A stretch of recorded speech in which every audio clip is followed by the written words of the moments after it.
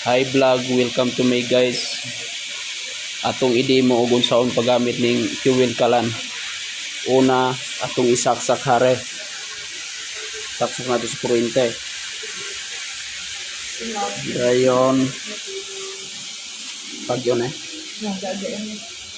asitin Dili kwan dibol kanang idibol ni siya, idibol yung pag yun haring usual ba is dibol.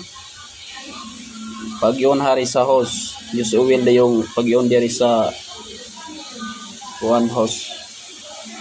Dayon Ano? i-on dire, i-on na po dire, naipis gitunon dire. Dayon gamitan po nato na siya papel na dito papel sa musiga. Gamitan pud kuryente. Yung kurente na siya volume man na para pa volume siya para mo kusog iyang kalayo.